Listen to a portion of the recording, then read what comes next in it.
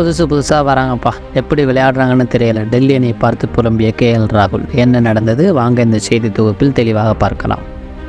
IPL cricket தொடரில் புது இளம் வீரர்கள் பல நாடுகளிலிருந்து வந்த ஸ்டார் அந்தஸ்தை பெறுகிறார்கள். இளம் வீரர்கள் எப்படி விளையாடுகிறார்கள் என்பதை தெரியாமல் பல முன்னணி கேப்டன்கள் தடுமாறுகிறார்கள்.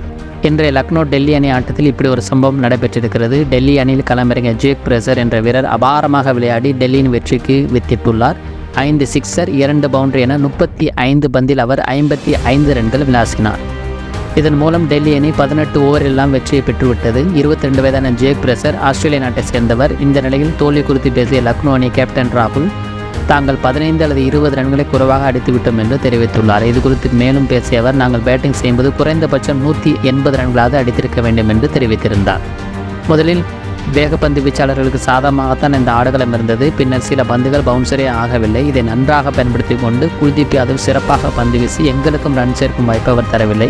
இருப்பினும் கடைசி வரை நாங்கள் போராடினோம். இதேபோன்று ஜேக் பிரேசர் இந்த ஆட்டத்தில் பிரமாதமாக விளையாடிவிட்டார். அவர் புது வீரர் என்பதால் எப்படி விளையாடுவார் என்று தெரியாமல் அவரை குறித்து நாங்கள் தடுமாறினோம். இருப்பினும் அவருடைய பேட்டிங் குறித்து நாங்கள் பார்த்திருந்தோம். எனினும் ஆடுகளத்தில் அவருடைய ஆட்டம் சிறப்பாக இருந்ததால் அந்த அணி வெற்றி பெற்றது மறுக்க முடியாத ஒரு காரியம் என்று அவர் தெரிவித்துள்ளார்.